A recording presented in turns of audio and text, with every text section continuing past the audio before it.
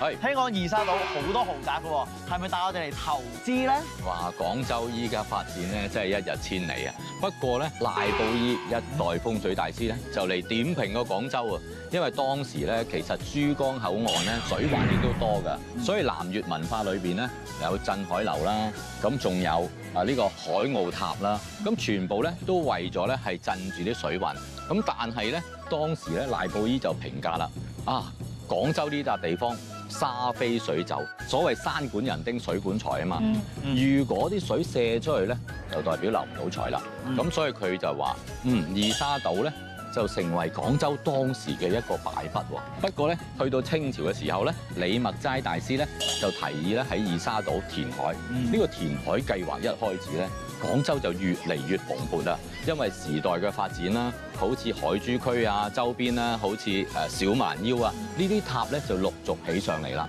咁所以呢個位置咧就越嚟越興旺，亦都幾湊巧嘅。由1980年代起，二沙島被開發成為高尚住宅區，島上仲陸續起咗星海音樂廳、廣東美術館等等嘅文化設施啊！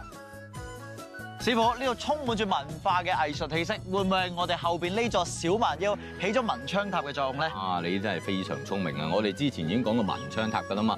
其實你睇下，依家小蠻腰起咗之後，再睇埋，哇！赤崗塔，再遠眺咧，就可以見到呢個係海澳塔。嗱，咁多文昌塔，咁多塔喺度，難怪呢度有藝術館，又有音樂廳。你睇下啲文化藝術，真係周圍都係嘅。哇！師傅啊，但我見到呢個島咧，將條江分開咗兩邊啊，咁呢度好多富有嘅區域啦，咁其實咁樣分開係咪好咗咧？喺古代嘅地形環境學嚟講咧，水咧係為財啦，同時咧氣乘風則動，介水即止啊嘛，佢會將能量咧就停留嘅。咁呢度咧可以話左右逢源啦，上游清咧就健康好，下游咧帶啲濁咧就會富裕嘅，因為耕作會比較好啲嘅。咁而如果出現水有彎環咧，就要睇內灣啦。內灣咧就會長期咧積聚肥沃嘅土地，反供水或者玉帶圍繞。呢個位置咧可以話左右逢源，面面見水啊！所以其實應該咧就有利於思考，同時咧亦都有利財富嘅。廣州自清代開始迅速發展，商賈雲集。要傾生意，自然要見客食飯，發展出精緻嘅粵菜文化。今次去歎茶嘅酒家，旺到連等位張飛都有人炒賣，係人氣景點嚟㗎。估唔到飲茶都有博物館，有嘢食仲有嘢學添。梗係啦，民以食為天啊嘛。其實飲食咧就係最遠古嘅文化嚟㗎啦。你睇下後面呢一幅屏風啦，你欣賞下佢嘅手工藝之餘咧，佢就有個寓意嘅。你唔知係乜嘢？係咩？係咩啊？嗱，你睇下上面有咩花？有咩植物咧？天花唔係，係梅蘭菊竹，係代表春夏秋冬嘅。咁同時咧喺花瓶裏邊係寓意住平安，所以呢個係四季平安嘅意思啊。咁以前呢幅屏風啊係放喺大戶人家嘅正廳裏面欣賞嘅，手工藝非常強嘅。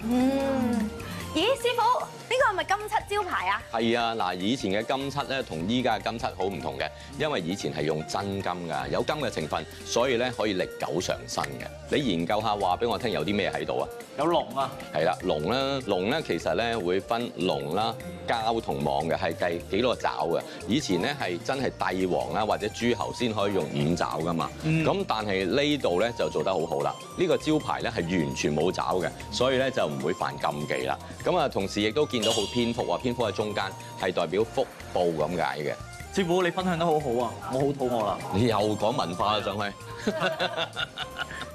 師傅想食咩？我夾俾你啊！係咯，我都夾俾你啦，都冇乜機會孝敬你。嚟到呢個西關，梗係要食雞仔餅啦。點解咧？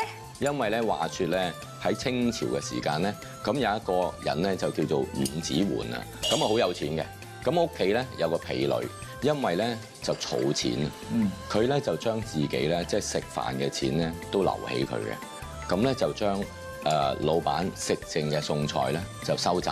咁於是乎咧，佢又將肥豬肉啦，又將梅菜啦，甚至乎啲南乳啦，或者其他物料咧，就去焗餅。咁啊，最後就焗咗雞仔餅出嚟啦。咁呢個餅咧個香味咧就吸引到阿伍子桓。好獎勵佢。於是乎咧，佢就攞咗一筆大錢咧，就翻去過年啦。因為佢個名叫小鳳啊嘛，所以咧小鳳即係唔識飛嘅鳳，就等於係雞啦。咁所以啲人咧就叫做雞仔餅啦。哦，馬年點可以唔食馬仔咧？等我考下你先。多謝多謝多謝。咁點解馬仔又叫馬仔同埋薩琪馬咧？馬仔咧就係清朝皇族咧喺關外祭祖嘅時候咧就必定有嘅食物嚟嘅。其實咧算係一個貢品嚟嘅，因為咧佢哋會用肉啦、用奶類製品啦，同埋就糕餅之中咧就係薩琪馬最重要嘅。咁佢哋係寓意吉祥嘅。咁啊，薩琪馬其實滿稱個名咧應該就叫佘詩曼嘅，唔係石獅馬。咁啊差唔多發音，咁你就會記得啦。